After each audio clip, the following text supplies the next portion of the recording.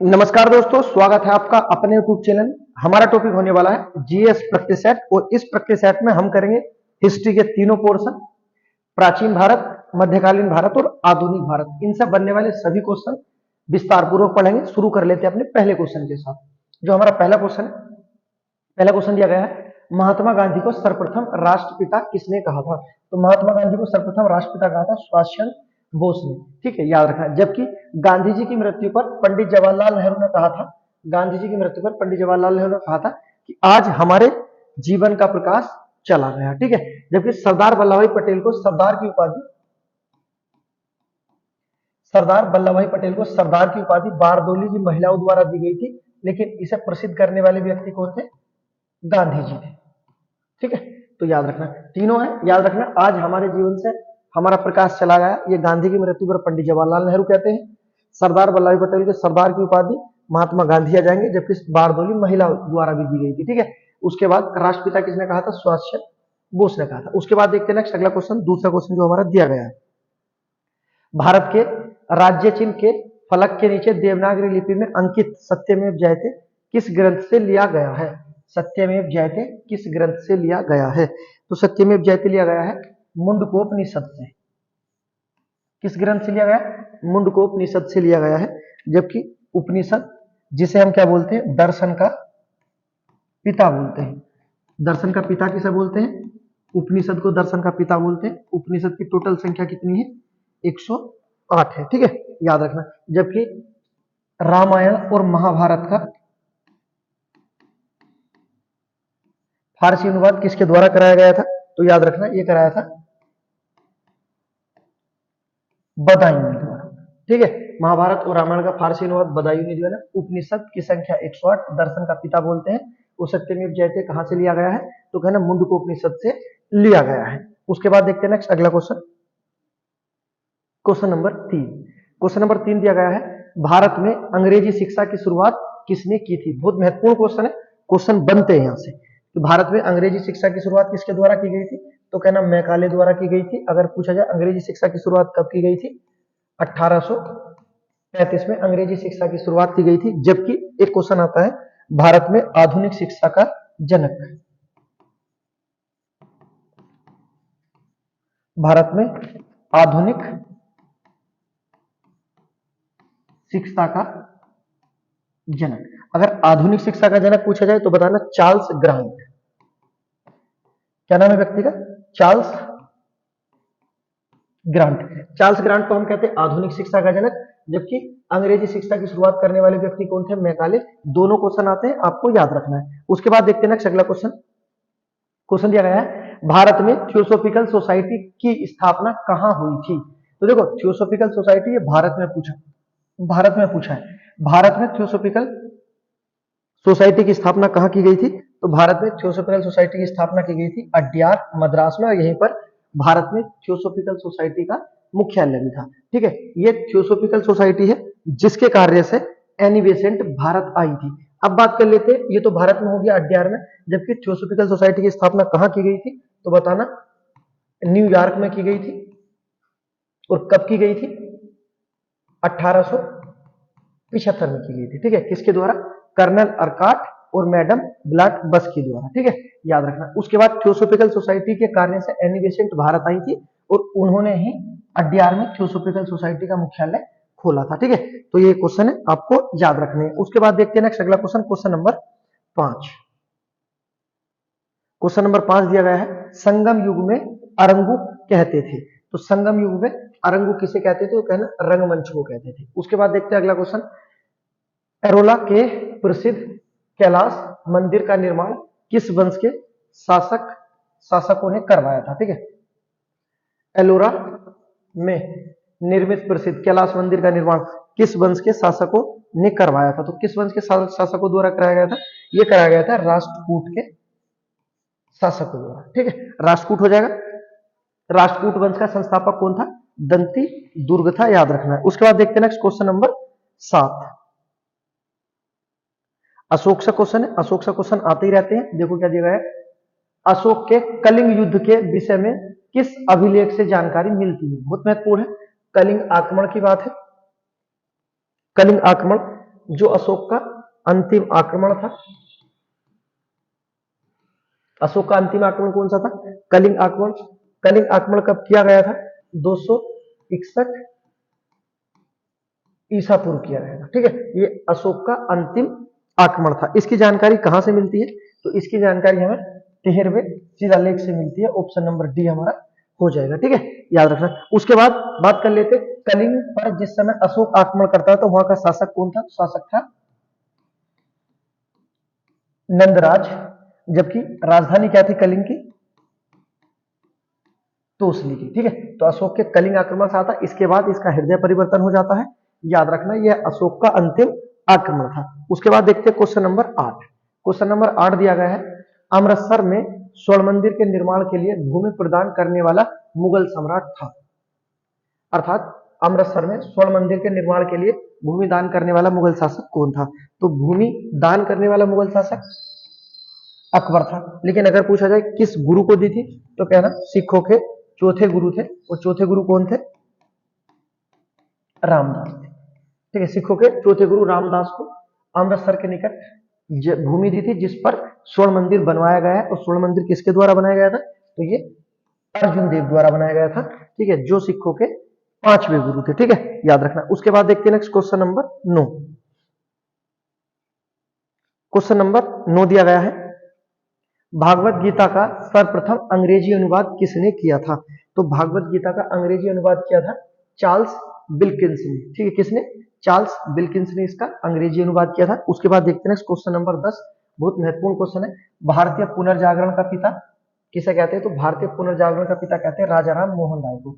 अतीत और भविष्य के मध्य की कड़ी भी राजा राम मोहन राय को बोला जाता है। भारत का प्रथम व्यक्ति भी राजा राम मोहन राय को बोला जाता है। आत्मीय सभा वेदांत कॉलेज और ब्रह्म समाज, आत्मीय सभा वेदांत कॉलेज और ब्रह्म समाज की स्थापना किसने की थी? ये भी राजा राम मोहन राय ने ही की थी। उसके बाद देखते हैं नेक्स्ट अगला क्वेश्चन, निम्नलिखित में से किसे जाटों का प्लूटो कहा जाता है? जाटों का प्लूटो किसे बोला जाता है? तो जाटों का प्लूटो बोला जाता है सूरजमल। ऑप्शन नंबर ए हमारा आंसर हो जाएगा। उसके बाद देखते हैं next question number 12। Question number 12 दिया गया है, क्वेश्चन नंबर 12, 16 महाजनपदों के बारे में किस बौद्ध ग्रंथ से जानकारी मिलती है? या 16 महाजनपदों का उल्लेख किस ग्रंथ में है? तो 16 महाजनपदों का उल्लेख याद रखना अंगुत्तर निकाय से मिलता है, जो कि बौद्ध धर्म से संबंधित है। उसके बाद नेक्स्ट आपके लिए गिव अवे है, आपको बताना है कि 16 महाजनपदों में ऐसे महाजनपद जो पाकिस्तान में है, पहला तो गिव अवे ये। दूसरा गिव अवे ये है 16 महाजनपदों का ऐसा जनपद जो दक्षिण भारत में। बहुत पूछे जाते हैं, आपको बताना है, देखता हूं कितने याद है आपके 16 महाजनपद। लेकिन ये याद रखना जानकारी कहां से मिलती है? अंगुत्तर निकाय से मिलती है। उसके बाद देखते हैं next question number 13। Question number 13 दिया गया, किस स्तूप के निर्माण में सफेद संगमरमर का प्रयोग किया गया है? बहुत महत्वपूर्ण क्वेश्चन है, स्तूप सा क्वेश्चन है। अगर बात कर लेते सबसे सुंदर स्तूप कौन सा है? तो सांची का स्तूप है। ये क्वेश्चन पूछा जाता है, सबसे सुंदर स्तूप सांची का स्तूप। जबकि अशोक स्तंभ कहां से लिया हमने? सारनाथ से लिया है। लेकिन क्वेश्चन क्या है? सफेद संगमरमर का प्रयोग किस स्तूप में हुआ था? कहना ऑप्शन नंबर सी हमारा अमरावती का स्तूप है, जो सफेद संगमरमर से निर्मित है।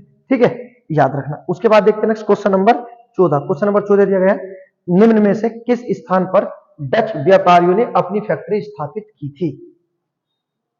डचों ने अपनी फैक्ट्री जो स्थापित की थी किस स्थान पर की थी? तो डचों की जो कोठी थी किसके समय? याद रखना पुलिकट। अगर पूछा किसके समय आए थे डच, तो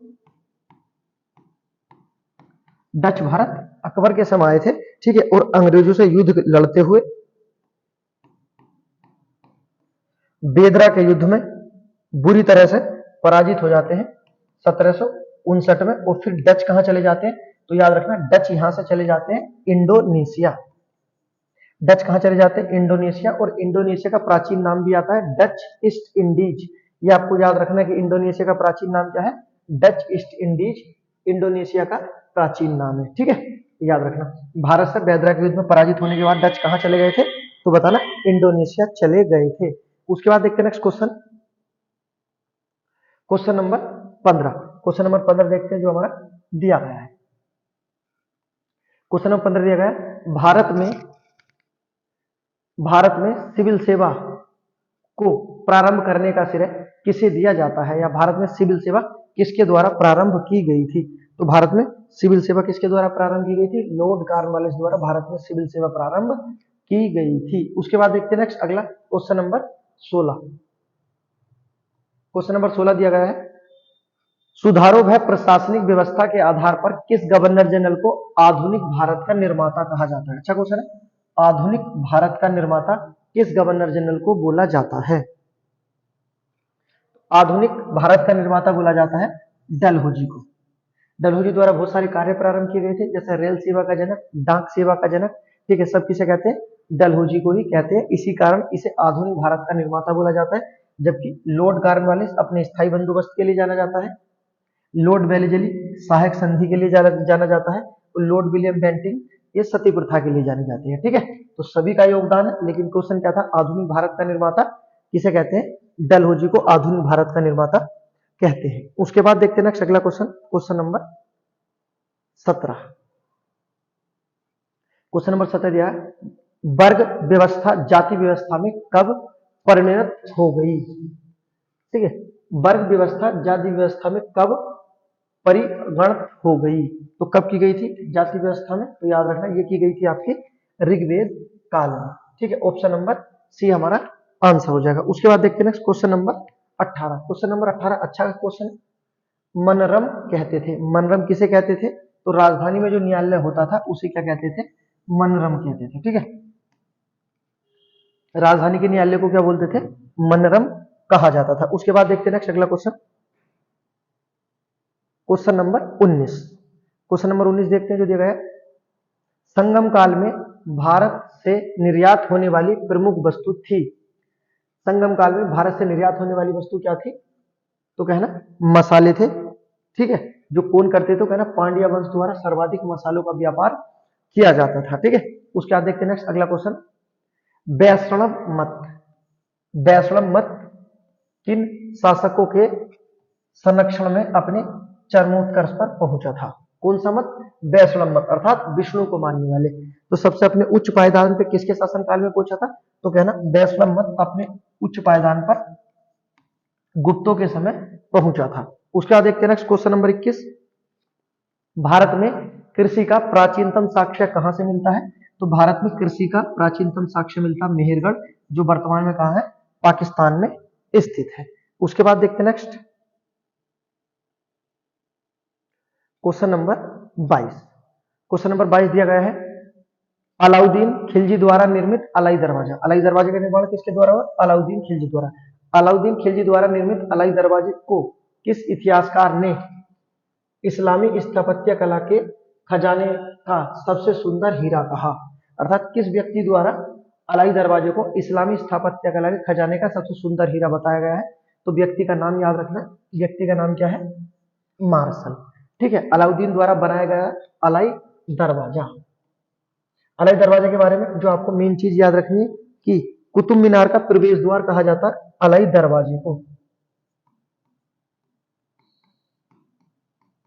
कुतुब मीनार का प्रवेश द्वार किसे कहते हैं, अलाई दरवाजा। किसके द्वारा बनाया गया था, अलाउद्दीन खिलजी द्वारा। जबकि कुतुब मीनार का वास्तविक नाम क्या है, तो कुतुब मीनार का वास्तविक नाम है विष्णु स्तंभ। ठीक है, कुतुब मीनार का वास्तविक नाम विष्णु स्तंभ है, याद रखना। उसके बाद देखते हैं नेक्स्ट अगला क्वेश्चन, क्वेश्चन दिया गया हमारा 23वां क्वेश्चन, दादा भाई नौरोजी ने अंग्रेजों द्वारा किए गए किस कार्य को एनिस्ट की संज्ञा दी थी। ठीक है, दादा भाई नौरोजी, इसे धन का दोहन भी बोला जाता है। धन का दोहन का सिद्धांत किसने दिया है, तो धन के दोहन का सिद्धांत किसके द्वारा दिया गया है, दादा भाई नौरोजी द्वारा दिया गया है। भारत के ओल्ड व्यक्ति किसे बोला जाता है, दादा भाई नौरोजी को। भारत का भीष्म पितामह किसे बोला जाता है, तो ये भी भारत के भीष्म पितामह दादा भाई नौरोजी ही हैं। और ब्रिटिश संसद में चुनकर जाने वाले पहले भारतीय ये भी दादा भाई नौरोजी है। कौन से क्षेत्र से जीते थे, फिंसबरी क्षेत्र से जीते थे। ठीक है, याद रखना। उसके बाद दिया गया, दादा भाई नौरोजी ने अंग्रेजों द्वारा किए गए किस कार्य को एनिस्ट की संख्या दी है, तो ये कहना धन के निकास को। ठीक है। धन के दोहन का सिद्धांत किसके द्वारा दिया गया? ये भी दादा भाई नौरोजी द्वारा दिया गया था। उसके बाद देखते हैं नेक्स्ट क्वेश्चन है, इसके बारे में हम पहले बात कर चुके हैं। एलोरा में गुफाएं और शैलकृत मंदिर हैं, किन के हैं? बौद्ध के। दूसरा ऑप्शन बौद्ध और जैन के। उसका हिंदू और जैन के, हिंदू बौद्ध और जैन के। ठीक है, तो ये याद रखना। एलोरा की जो गुफा है, कितने धर्मों की गुफा है? तीनों धर्मों की गुफा है, हिंदू की, बौद्ध की और जैन की। ठीक है, ऐसी गुफा जो 3 धर्मों की है तो कहना एलोरा गुफा किसके द्वारा बनाई गई थी? तो कहना राष्ट्रकूट वंश द्वारा। ठीक, उसके बाद देखते हैं क्वेश्चन नंबर 25। श्रवणबेलगोला में गोमतेश्वर की मूर्ति का निर्माण किसने करवाया था? श्रवणबेलगोला में गोमतेश्वर की मूर्ति का निर्माण कराया गया था चामुंडा राय द्वारा। किसके द्वारा कराया गया था? चामुंडा राय द्वारा कराया गया था। अगर बात कर लेते चामुंडा राय किस वंश के थे? तो ये आपके गंग वंश के थे। ठीक है, तो इस तरह से भी आ जाता है कि श्रवणबेलगोला में जो गोमतेश्वर की मूर्ति किस वंश द्वारा बनाई गई है? तो कहना गंग वंश। अगर व्यक्ति का नाम आए तो चामुंडा राय द्वारा। उसके बाद देखते हैं next question number 26। Lord Cornwallis ने स्थायी बंदोबस्त किसके साथ किया था? ठीक है, तो लॉर्ड कॉर्नवालिस जो स्थायी बंदोबस्त के लिए जाना जाता है, स्थायी बंदोबस्त की शुरुआत कब की गई थी? 1793 में। ठीक है, और स्थायी बंदोबस्त किससे किया जाता था? किसके साथ? तो कहना जमींदारों के साथ। और जमींदार किसके साथ करते थे? तो ये करते थे किसानों के साथ। ठीक है, याद रखना, किसानों से कर लेते थे जमींदार, और जमींदार किसे देते थे? अंग्रेजों को देते थे। ठीक है, ये क्या था? आपका स्थायी बंदोबस्त था। उसके बाद देखते हैं क्वेश्चन नंबर 27। क्वेश्चन नंबर 27 अच्छा क्वेश्चन दिया गया है। इसमें पूछा पिंडारियों के उन्मूलन का श्रेय किसे जाता है? अर्थात पिंडारियों का दमन किसने किया था? तो पिंडारियों का दमन होता है लॉर्ड हेस्टिंग्स द्वारा। लॉर्ड हेस्टिंग्स 2 कार्य करता है, एक तो याद रखना पिंडारियों का दमन करता है लॉर्ड हेस्टिंग्स, और दूसरा करता है मराठों का अंत।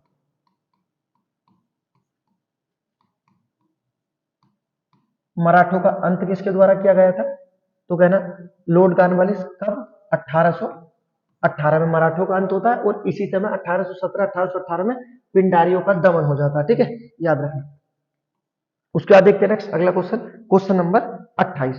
क्वेश्चन नंबर 28 दिया गया है, क्रिप्स मिशन किस वर्ष भारत आया था? तो क्रिप्स मिशन कब भारत आया था? तो मार्च, और मार्च के साथ ही याद रखना 1942 में क्रिप्स मिशन भारत आया था। ठीक है, ये द्वितीय विश्व युद्ध में भारत की भागीदारी लेने के लिए आया था क्रिप्स मिशन। याद रखना, क्रिप्स मिशन असफल हो जाता है क्योंकि इसमें भारत की आजादी की कोई बात नहीं थी। ठीक है, और गांधी जी क्रिप्स मिशन को उत्तर तिथि का चेक कहते हैं, जबकि पंडित जवाहरलाल नेहरू क्रिप्स मिशन को टूटा हुआ बैंक कहते हैं। और इसी क्रिप्स मिशन के बाद जो मार्च 1942 में आया था, तो क्रिप्स मिशन के बाद हम अपना आंदोलन चलाते हैं, कौन सा? भारत छोड़ो आंदोलन। तो भारत छोड़ो आंदोलन किसकी पृष्ठभूमि है? तो कहना क्रिप्स मिशन की। या भारत छोड़ो आंदोलन किसके बाद चलाया गया था? तो क्रिप्स मिशन के बाद भारत छोड़ो आंदोलन चलाया गया था, जो संबंधित है आपका 7, 8 और 9 तीनों डेट आती है अगस्त में। भारत छोड़ो आंदोलन की 3 डेट आती है। 7 अगस्त को वर्धा में मीटिंग होती है। 8 अगस्त को भारत छोड़ो आंदोलन का प्रस्ताव पारित होता है, और 9 अगस्त को भारत छोड़ो आंदोलन शुरू कर दिया जाता है। ठीक है, तो याद रखना 7, 8, 9 इसी तरह से क्वेश्चन पूछे जाते हैं क्रिप्स मिशन के बाद भारत छोड़ो आंदोलन से, कि कब मीटिंग हुई? 7 अगस्त। कब प्रस्ताव पारित हुआ? 8 अगस्त। कब शुरू हुआ? 9 अगस्त। ठीक है, उसके बाद देखते हैं नेक्स्ट अगला क्वेश्चन। क्वेश्चन नंबर दिया गया है 29, 29वां क्वेश्चन। क्वेश्चन नंबर 29 अच्छा क्वेश्चन है 29वां। किस नियम के अंतर्गत भारतीय परिषद को समाप्त कर दिया गया था? किस नियम के अंतर्गत भारतीय परिषद समाप्त कर दिया गया? तो ये आपका गवर्नमेंट ऑफ इंडियन एक्ट 1935 के तहत भारतीय परिषद को समाप्त कर दिया गया। ठीक है, याद रखना भारतीय परिषद को कब समाप्त कर दिया गया? गवर्नमेंट ऑफ इंडियन एक्ट 1935 के तहत समाप्त कर दिया गया। अगर पूछे सबसे बड़ा एक्ट कौन सा था, तो 1935 का अधिनियम सबसे बड़ा एक्ट था, जो हमारे संविधान पर सर्वाधिक प्रभाव छोड़ता है। कि भारतीय संविधान पर सर्वाधिक प्रभाव किसका पड़ता है? तो कहना गवर्नमेंट ऑफ इंडिया एक्ट 1935 या 1935 का अधिनियम। उसके बाद देखते हैं अगला क्वेश्चन नेक्स्ट जो दिया गया क्वेश्चन नंबर 30। क्वेश्चन दिया गया आधुनिक स्थानीय स्वशासन का प्रारंभ किसके काल में हुआ था? स्थानीय स्वशासन का प्रारंभ किसके समय हुआ था? तो स्थानीय स्वशासन का प्रारंभ हुआ है लॉर्ड रिपन द्वारा। किसके द्वारा? स्थानीय स्वशासन लॉर्ड रिपन द्वारा। बात कर लेते हैं कब किया गया था? 1882 स्थायी स्वशासन। ठीक है, लॉर्ड रिपन से कुछ और महत्वपूर्ण क्वेश्चन आते हैं तो याद रखना, स्थायी स्वशासन के लिए कौन जाना जाता है? Lord Ripon. अन्य क्वेश्चन जो आरोप लगाया जाता है लॉर्ड रिपन को भारत का उद्धारक बोला जाता है। किस गवर्नर जनरल को भारत का उद्धारक बोला गया है? तो कहना लॉर्ड रिपन को बोला गया है। लॉर्ड रिपन के शासनकाल में ही भारत में पहली बार नियमित जनगणना की गई थी। ठीक, भारत में नियमित जनगणना किसके शासनकाल में की गई थी? Lord Ripon. कब? 1881 में। ठीक है, याद रखना, लॉर्ड रिपन से क्वेश्चन बनते हैं। उसके बाद देखते हैं नेक्स्ट अगला क्वेश्चन जो नेक्स्ट दिया गया क्वेश्चन नंबर 33। क्वेश्चन नंबर 33 दिया गया है 31वां होगा स्थायी स्वशासन। हाँ, लॉर्ड क्वेश्चन नंबर है 31। क्वेश्चन नंबर 31 दिया गया है निम्नलिखित में से किस घटना में पहली बार गांधी जी को असहयोगी आंदोलन प्रारंभ करने के लिए प्रेरित किया था? निम्नलिखित में से वो क्या घटना थी जिससे गांधी जी प्रभावित हुए थे? प्रभावित होने के बाद असहयोगी आंदोलन चलाया था। ठीक है, अब देखो 1919-1920 में हमारा ये आंदोलन शुरू होता है। असहयोगी आंदोलन कब प्रारंभ होता है? तो तिलक की मृत्यु से शुरू होता है 1 अगस्त 1920 को। लेकिन 1919 में भारत में 3 बड़ी घटनाएं हो गई थी जिसे कहते हैं रोलक एक्ट, जलियांवाला बाग, ठीक है, और खिलाफत आंदोलन। तो रोलक एक्ट, जलियांवाला बाग और खिलाफत आंदोलन, इन तीनों में ऐसा कौन सा प्रभाव था जिससे प्रभावित होकर गांधी जी ने असहयोगी आंदोलन चलाया था? ये हमारा क्वेश्चन है। तो इसका जो आंसर हो जाएगा हमारा रोलक एक्ट हो जाएगा। ऑप्शन नंबर सी हो जाएगा। 1919 में रोलक एक्ट लागू किए जाने से, तो रोलक एक्ट लागू किए जाने से गांधी ने कौन सा आंदोलन चलाया था? कहना असहयोगी आंदोलन चलाया था। असहयोगी आंदोलन कब चलाया गया है? तो असहयोगी आंदोलन चलाया गया आपका 1 अगस्त 1920 को बाल गंगाधर तिलक की मृत्यु से शुरू होता है हमारा आंदोलन। ठीक है, उसके बाद रोलक एक्ट के बारे में बिना अपील, बिना दलील, बिना वकील वाला एक्ट, रोलक एक्ट जिसे क्या बोलते हैं? काला कानून बोलते हैं। ठीक है, इसके बारे में चीजें याद रखना। उसके बाद देखते हैं नेक्स्ट अगला क्वेश्चन दिया गया हमारा बंगाल विभाजन कब निरस्त कर दिया गया, अर्थात बंगाल विभाजन कब समाप्त कर दिया गया? तो बंगाल विभाजन जो समाप्त कर दिया गया था 1911 में बंगाल विभाजन समाप्त हो जाता है, क्योंकि 1911 में ही दिल्ली दरबार लगता है। ठीक है, दिल्ली दरबार कब लगाया गया? तो कहना 1911। गवर्नर जनरल कौन था इस समय? लॉर्ड हार्डिंग द्वितीय। ठीक है, दिल्ली दरबार हुआ 1911 में। गवर्नर जनरल कौन था? Lord Hardinge. और इसी के समय जो हमारे दिल्ली दरबार में कुछ महत्वपूर्ण डिसीजन लिए गए थे, उसमें तो पहला डिसीजन था बंगाल विभाजन को रद्द कर दिया गया। जो क्वेश्चन है हमारा कि बंगाल विभाजन कब निरस्त कर दिया गया, तो ये याद रखना। उसके बाद अलग की जो चीजें हैं जो आपको याद रखना कि इसी समय 1912 में भाषा के आधार पर बंगाल से बिहार को अलग कर दिया गया। कब? 1912 में बंगाल से बिहार को अलग कर देते हैं। ठीक है, और बंगाल विभाजन रद्द हो जाता है। 2 कार्य हो गए। और तीसरा कार्य होता है राजधानी परिवर्तन। तो राजधानी परिवर्तन की घोषणा कब की गई थी? तो कहना 1911 में। और जबकि राजधानी परिवर्तन हो कब जाती है? तो कहना 1912। ठीक है, दोनों चीजें याद रखना। राजधानी परिवर्तन से घोषणा कब की गई थी? 1911। कब हो जाती है? 1912। उसके बाद देखते हैं next question number next question दिया गया हमारा क्वेश्चन नंबर 33। क्वेश्चन नंबर 33 दिया गया है पूर्ण स्वतंत्रता के लिए कांग्रेस का प्रस्ताव निम्नलिखित में से किसके समय में पारित किया गया था? कहने का मतलब ये, जब कांग्रेस ने पूर्ण स्वराज की मांग की थी उस समय हमारे गवर्नर जनरल कौन थे? तो जिस समय पूर्ण स्वतंत्रता के लिए कांग्रेस ने प्रस्ताव पारित किया था उस समय गवर्नर जनरल थे लॉर्ड इरविन। क्योंकि लॉर्ड इरविन का कार्यकाल होता है 1926 से 31 तक। ठीक है, जबकि पूर्ण स्वतंत्रता की मांग कांग्रेस द्वारा कहां की गई थी? लाहौर अधिवेशन। ठीक है, याद रखना। तो पूर्ण स्वतंत्रता के लिए कांग्रेस का प्रस्ताव जब पारित किया गया था उस समय गवर्नर जनरल कौन थे? लॉर्ड इरविन थे। उसके बाद देखते हैं next question number 34। Question number 34 दिया गया है मुस्लिम लीग ने सर्वप्रथम किस वर्ष मुसलमानों के लिए पृथक अर्थात अलग राष्ट्र की मांग की थी? तो ये मांग की थी मुस्लिम लीग द्वारा सर्वप्रथम मुसलमानों के लिए पृथक राष्ट्र अर्थात पाकिस्तान की मांग की थी। कब की थी? 1940। कौन से अधिवेशन में? लाहौर अधिवेशन में। मुस्लिम लीग का 1940 में अधिवेशन कहाँ हुआ था? लाहौर में, जिसकी अध्यक्षता किसके द्वारा की गई थी? मोहम्मद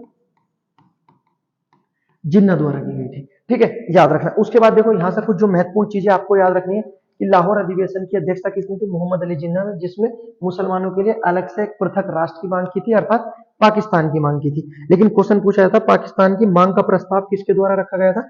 बात कर लेते हैं प्रस्ताव की। कि पाकिस्तान की मांग का प्रस्ताव किसके द्वारा रखा गया था? जिस व्यक्ति ने रखा था उस व्यक्ति का नाम है फजल उल हक, और इनके एक सहयोगी थे, उनका नाम याद रखना खली कुजमा। क्या नाम है व्यक्ति का? खली कुजमा और फजल उल हक ने, ठीक है, अलग मुस्लिम राष्ट्र का एक प्रस्ताव रखा था। जबकि कहां रखा था? लाहौर अधिवेशन में, जिसकी अध्यक्षता किसने की थी? मोहम्मद अली जिन्ना ने की थी। ठीक है, तो ये क्वेश्चन है, आपको याद रखने हैं। उसके बाद देखते हैं अगला question, question number 35। Question number 35 दिया गया है, जलियांवाला बाग से क्वेश्चन है हमारा। क्वेश्चन नंबर 35 दिया गया हमारा, जलियांवाला बाग हत्याकांड के समय भारत का वायसराय कौन था? तो जलियांवाला बाग हत्याकांड के समय भारत का वायसराय कौन था? तो ये था आपका चेम्सफोर्ड।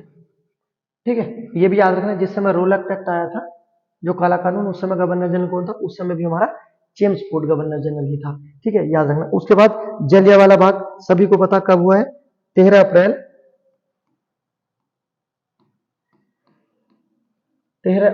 1919 को जलियांवाला बाग हुआ।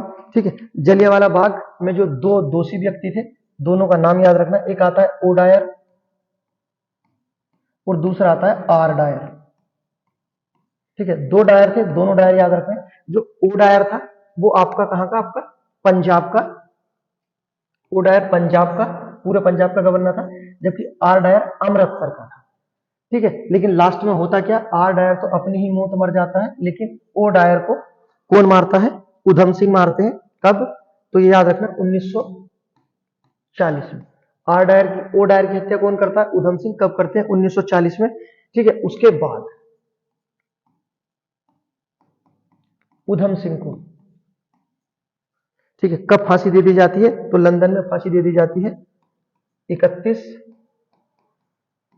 जुलाई 1940 को। ठीक है, अगर बात कर लेते हैं जेल की, उधम सिंह को किस जेल में फांसी दी गई थी? तो जेल का नाम है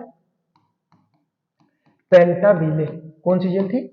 पेंटाविले जेल में उधम सिंह को फांसी दे दी गई थी। ठीक है, तो चीजें याद रखना है कि जलियांवाला बाग हत्याकांड के समय भारत का वायसराय कौन था? चेम्सफोर्ड। जलियांवाला हत्याकांड कब हुआ? 13 अप्रैल 1919। ठीक है, अब बात कर लेते हैं कि दोषी कौन था? तो दोषी था आर डायर। लेकिन आर डायर अपनी ही मृत्यु मर जाता है, जबकि उधम सिंह को बदला लेना था। तो उधम सिंह किससे बदला लेता है? क्योंकि पंजाब का उस समय गवर्नर कौन था? O Dyer. तो उधम सिंह किसे मारता है? ओ डायर या आर डायर को? तो कहना ओ डायर को मारता है। ठीक है, जबकि आर डायर खुद था अमृतसर में। कब मारता है? तो 1940 में। उसके बाद में उधम सिंह को पकड़ लिया जाता है और 31 जुलाई 1940 को फांसी दे दी जाती है पेंटाविले जेल में। ठीक है, याद रखना। उसके बाद देखते हैं नेक्स्ट अगला क्वेश्चन। क्वेश्चन देखा है, वास्को डी गामा समुद्री मार्ग से भारत कब आया था? बिल्कुल बेसिक है, कब आया था? 1498 में आया था, ये आपको पता होगा, इसमें कोई बड़ी बात नहीं कि वास्को डी गामा कब समुद्री मार्ग से भारत आया था। 1498 में आया था। आपके लिए क्वेश्चन है, गिव अवे आपके लिए, आपको बताना है जिस समय वास्को डी गामा भारत आया था उस समय भारत का शासक कौन था। ठीक है, ये आपके लिए गिव अवे है, आपको बताना है। अर्थात गुलाम खिलजी, तुगलक, सैयद लोदी या मुगल में कौन सा वंश था और कौन सा शासक था, ये आपके लिए गिव अवे है। उसके बाद देखते हैं नेक्स्ट अगला question, question number 37। Question number 37 दिया, गांधी का प्रसिद्ध दांडी मार्च निम्नलिखित में से किससे संबंधित है? तो गांधी जी की दांडी यात्रा है, ये किससे संबंधित है? तो दांडी यात्रा होती है सविनय अवज्ञा आंदोलन से संबंधित है। ठीक है, सविनय अवज्ञा आंदोलन की एक विशेषता है कि संपूर्ण भारत में फैलने वाला पहला आंदोलन कौन सा है?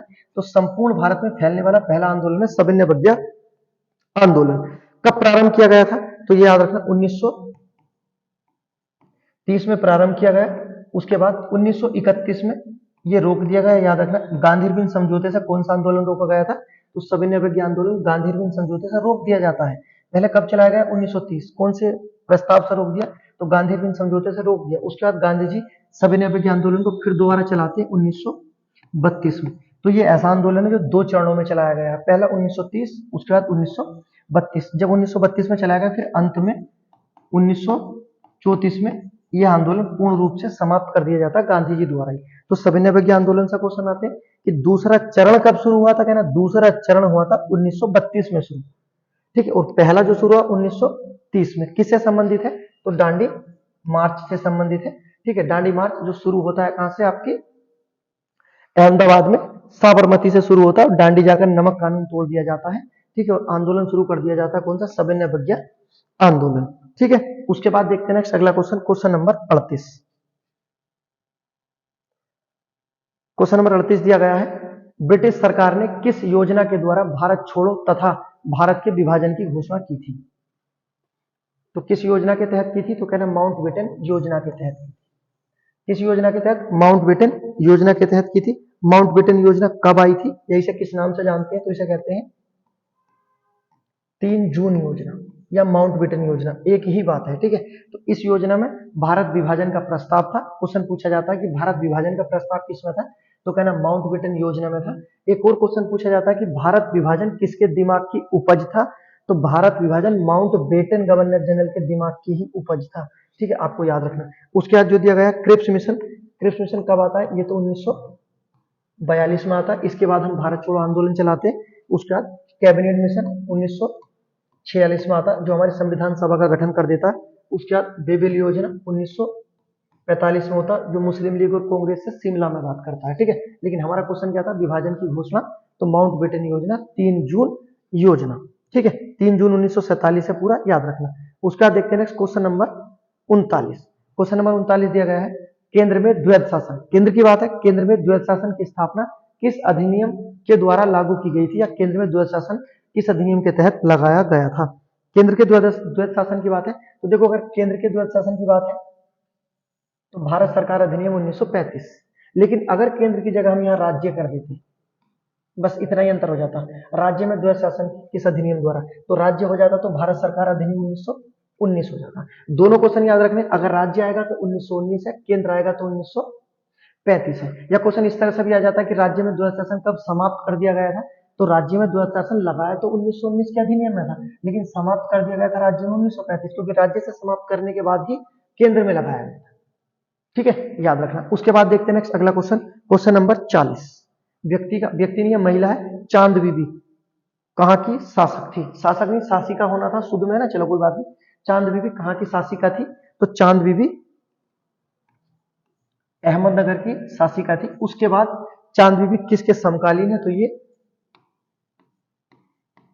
अकबर के समकालीन महिला आती है, तो याद रखना अकबर के समकालीन आने वाली महिला कौन है, चांद बीबी है, ठीक है। उसके बाद देखते हैं नेक्स्ट अगला क्वेश्चन, जो हमारे क्वेश्चन दिए गए हैं।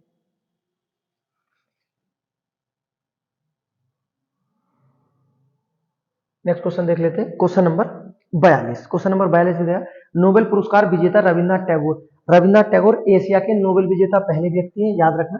नोबेल पुरस्कार विजेता रविन्द्रनाथ टैगोर ने 30 मई 1919 को अपने अपनी कौन सी उपाधि, सर की पदवी या उपाधि ब्रिटिश सरकार को लौटा दी थी। उन्होंने यह कार्य किस घटना के विरोध में किया था, अर्थात रविन्द्रनाथ टैगोर ने जो ब्रिटिश सरकार को सर की उपाधि वापस लौटा दी थी, ये किस घटना से संबंधित थी, तो याद रखना ये हमारी जलियांवाला बाग से संबंधित थी, अर्थात ऑप्शन नंबर हमारा सी हो जाएगा। जलियांवाला बाग में 2 व्यक्ति आते हैं, कंफ्यूज मत हो जाना। पहला तो आता ओ डायर, जो पंजाब में होता है, जिसे उधम सिंह मारते हैं। उसके बाद एक होता है आर डायर, जो मेन गोली चलाने का वो करता है, आर डायर होता है जो मेन दोषी होता है, जो उस समय अमृतसर में होता है, ठीक है।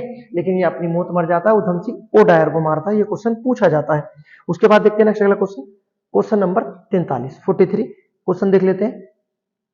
सूरत में अंग्रेजों को फैक्ट्री खोलने की आज्ञा देने के लिए फरमान जारी करने वाला पहला मुगल सम्राट कौन था, अर्थात सूरत में जब अंग्रेजों ने फैक्ट्री खोली थी उस समय हमारा शासक कौन था, तो उस समय हमारा शासक कौन था, तो याद रखना जहांगीर था, ठीक है। और इसके दरबार में आने वाला व्यक्ति आता है, व्यक्ति का नाम है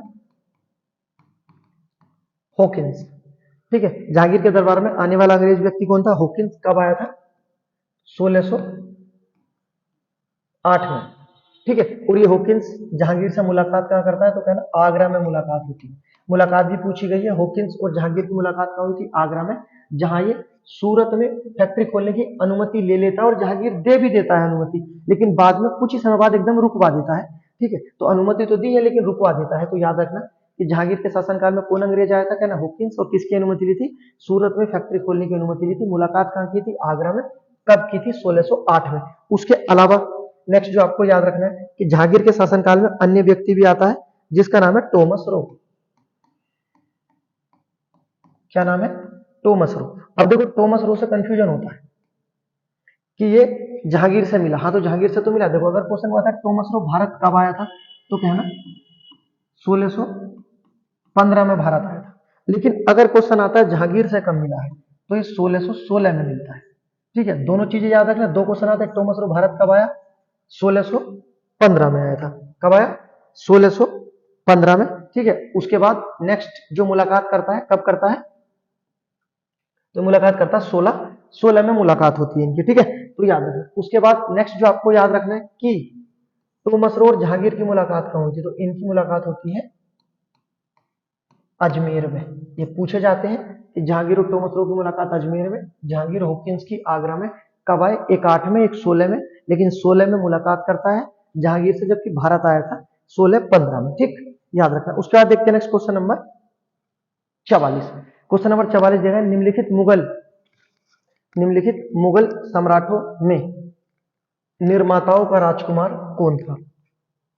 तो निर्माताओं का राजकुमार किसे कहा जाता है, शाहजहां, जिसने सर्वाधिक भवन निर्माण किए थे, किसके द्वारा, शाहजहां द्वारा। शाहजहां का नाम आता है, शाहजहां का वास्तविक नाम क्या था, खुर्रम इसका वास्तविक नाम होता है। क्या नाम था, खुर्रम। उसके बाद देखते हैं नेक्स्ट अगला question, question number 45। Question number 45 दिया गया है, तंजौर के बृहदेश्वर मंदिर का निर्माण किसने कराया था। तो तंजौर के बृहदेश्वर मंदिर जो बहुत प्रसिद्ध मंदिर है, किसके द्वारा बनाया गया था, राजराज प्रथम या राजराज प्रथम द्वारा बनाया गया था। बात कर लेते हैं इस मंदिर की शैली क्या है। इस मंदिर की शैली है आपकी द्रविड़ शैली। ठीक है, दक्षिण भारत के जितने भी मंदिर हैं सब द्रविड़ शैली में है। अब तंजौर का बृहदेश्वर मंदिर तो बहुत प्रसिद्ध मंदिर है। उसके बाद देखते हैं next question number 46। Question number 46 दिया गया है, किस भारतीय शासक ने सबसे पहले लॉर्ड बेलेजली के साथ सहायक संधि की थी, अर्थात सहायक संधि स्वीकार करने वाला पहला क्षेत्र आए, तो कहना हैदराबाद। और हैदराबाद के निजाम थे जिनका नाम था निजाम अली। ठीक है, तो सहायक संधि स्वीकार करने वाला पहला राज्य कौन सा था, हैदराबाद, और राजा निजाम अली। बात कर लेते हैं बेलेजली की सहायक संधि कब स्वीकार की थी इन्होंने, 1798 में।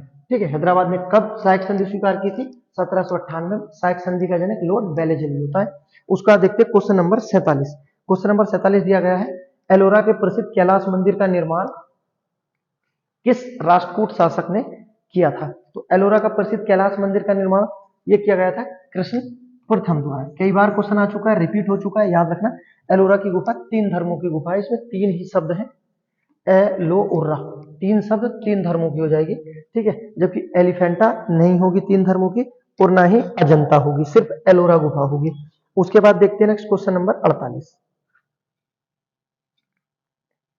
क्वेश्चन नंबर 48 दिया गया है, भारत के प्रसिद्ध मयूर सिंहासन को कौन कौन लूट कर ले गया था। स्वर्ण सिंहासन या मयूर सिंहासन को लूटकर कौन ले गया था, इसे लूटकर ले जाता है आपका नादिर शाह। नादिर शाह को ईरान का शेर कहते हैं। ठीक है, कब लूट के ले जाता है, तो कहना 1739 में, जिसमें नादिर शाह दिल्ली पर आक्रमण करता है। उस समय दिल्ली का शासक जो होता है मोहम्मद शाह रंगीला। क्या नाम था, मोहम्मद शाह रंगीला होता है उस समय। ठीक है, और नादिर शाह मयूर सिंहासन को अपने साथ ले जाता है। उसके बाद नेक्स्ट जो याद रखना, नादिर शाह का एक सेनापति होता है जिसका नाम है अहमद शाह अब्दाली। ठीक है, अहमद शाह अब्दाली को क्या बोला जाता है, युग का मोती, और दूसरा नाम इसी का दुर्रे दुरानी। युग का मोती और दुर्रे दुरानी किसे बोला जाता है, अहमद शाह अब्दाली को। किसका सेनापति था, नादिर शाह का, जो आगे चलकर ये पानीपत का तीसरा युद्ध करेगा मराठों के साथ। ठीक है, याद रखना किसका सेनापति था, अहमद शाह अब्दाली, नादिर शाह का सेनापति था। नादिर शाह ने किसके शासनकाल में आक्रमण किया था, मोहम्मद शाह रंगीला। कब, 1700 39 में, और मयूर सिंहासन अपने साथ ले जाता है। उसके बाद देखते हैं next question number 49। Question number 49 में दिया गया है, निम्नलिखित में से किसके शासनकाल में चंगेज खान ने भारत पर आक्रमण किया था। देखो चंगेज खान से क्वेश्चन है, ठीक है। चंगेज खान के बारे में इसका बात कर लेते हैं। इसका जो वास्तविक नाम था चंगेज खान का, इसका वास्तविक नाम है तैमुचिन। चंगेज खान का वास्तविक नाम क्या है? तैमुचिन, ठीक है। और ये कहां का था? तो ये तो सभी को पता है, ये मंगोल था। कहां का था? ये मंगोलिया का था, मंगोल था। वास्तविक नाम चंगेज खान का तैमुचिन था, ठीक है। और ये किसके शासनकाल में सबसे पहला आक्रमण करता है? तो कहना इल्तुतमिश के शासनकाल में, ठीक है। चंगेज खान का पहला आक्रमण किसके शासनकाल में होता? इल्तुतमिश के शासनकाल में। बात कर लेते हैं कब होता है, तो 1221 में होता है। पहले 1-2 लिख देना, फिर 1-2 को उल्टा कर देना, हो जाएगा आपका इल्तुतमिश के शासनकाल में चंगेज खान का आक्रमण। उससे अलग जो आपको चीज याद रखनी है कि क्वेश्चन पूछा जाता है कि सर्वाधिक मंगोलों के आक्रमण किसके शासनकाल में हुए थे। अगर ऐसा आता है तो सर्वाधिक मंगोलों के आक्रमण अलाउद्दीन खिलजी के शासनकाल में हुए थे। पूछा जाए कितने हुए थे, तो बताना 6 आक्रमण हुए थे। सर्वाधिक मंगोलों के आक्रमण अलाउद्दीन के शासनकाल में, पहला हुआ था इल्तुतमिश के शासनकाल में। कौन करता? चंगेज खान, ठीक है, याद रखना। उसके बाद नेक्स्ट क्वेश्चन देखते हैं, क्वेश्चन नंबर 50। क्वेश्चन नंबर 50 दिया गया है, भारतीय राष्ट्रीय कांग्रेस की प्रथम महिला अध्यक्ष कौन थी। बहुत महत्वपूर्ण क्वेश्चन है, जो फैक्ट बताए जाएंगे आप देखना। जो दिया गया है, भारतीय राष्ट्रीय कांग्रेस की प्रथम महिला अध्यक्ष कौन थी, तो भारतीय राष्ट्रीय महिला कांग्रेस की पहली महिला अध्यक्ष थी एनी बेसेंट, ठीक है। कहां बनी थी, तो याद रखना 1917 में कोलकाता अधिवेशन में, ठीक है। ये आपको पता होगा, लेकिन आपको जो अब बताने वाला हूं वो चीज याद रखना कि एनी बेसेंट कांग्रेस की पहली महिला अध्यक्ष थी, जो कि जेल से अध्यक्ष बनी थी। कहां से अध्यक्ष बनी थी, तो कहना ये जेल से अध्यक्ष बनी थी। तो जेल से अध्यक्ष बनने वाली पहली महिला या पहला पुरुष कौन आएगा, कहना एनी बेसेंट, ठीक है। उसके बाद नेक्स्ट एनी बेसेंट के बारे में जो मेन चीज आती है, कब बनी थी, तो बता देना 1917। उसके बाद एनी बेसेंट की महत्वपूर्ण रचनाएं आती है, जो पुस्तकें इसकी पूछी जाती हैं। जैसे आपको पता होगा, पहली क्या होती है, न्यू इंडिया। न्यू इंडिया किसकी रचना है, कहना एनी बेसेंट। उसके बाद होती है अगली कॉमनवेल्थ। न्यू इंडिया और कॉमनवेल्थ किसकी रचनाएं हैं, तो कहना एनी बेसेंट की, ठीक है। ये रचनाएं आपको पता होंगी। इससे अलग आती है backup India.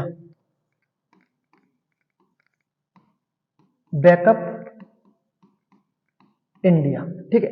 New India, Commonwealth और बैकअप इंडिया, ठीक। उसके बाद नेक्स्ट अन्य रचनाएं जो आती हैं वो आपको याद रखने, इंडियन आर्ट के नाम से आती है। किनकी महत्वपूर्ण पुस्तक है, इंडियन आर्ट। पूछा जाए इंडियन आर्ट किसकी रचना है, तो कहना ये भी एनी बेसेंट की रचना है। उसके बाद नेक्स्ट जो बताना है कि एनी बेसेंट की पहली रचना कौन सी थी,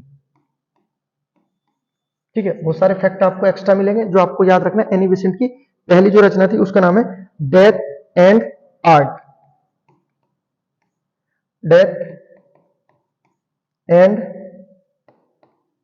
आर्ट या डेथ एंड आर्ट के बाद आ जाएगा आफ्टर, ठीक है। डेथ एंड आफ्टर या डेथ एंड आर्ट, ये किसकी रचना है, एनी बेसेंट की है। उसके बाद इंडिया ए नेशन, एक और रचना है, इंडिया ए नेशन, किसकी रचना है, एनी बेसेंट की। अब देखो आपको ये याद कैसे रखनी है, ट्रिक कैसा है इसकी, ट्रिक क्या है एनी बेसेंट की रचना को याद करने की। देखो जो पुस्तक है न्यू इंडिया, सभी जानते हैं एनी बेसेंट के लिए न्यू था इंडिया, तो इन्होंने लिखी न्यू इंडिया, तो यहां पाया इंडिया। उसके बाद बैकअप इंडिया, तो यहां पाया इंडिया। उसके बाद इंडिया नेशन, यहां पे आया इंडिया।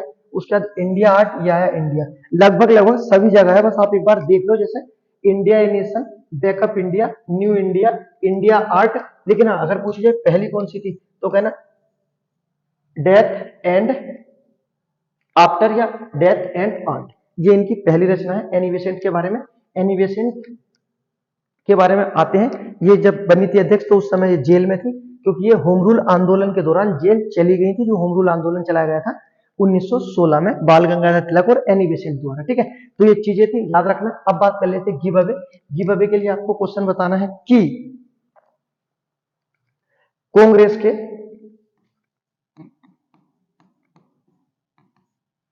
कितने अध्यक्ष बने जो 2 बार या 3 बार अध्यक्ष बने? ठीक है, कांग्रेस में से कितने अध्यक्ष हैं जो 2 बार अध्यक्ष बने और जो 3 बार अध्यक्ष बने? ये आपको कमेंट बॉक्स में बताना, ये आपका गिव अवे है। उसके बाद अगर वीडियो पसंद आई तो लाइक करें, सब्सक्राइब करें। मिलते हैं एक और वीडियो में।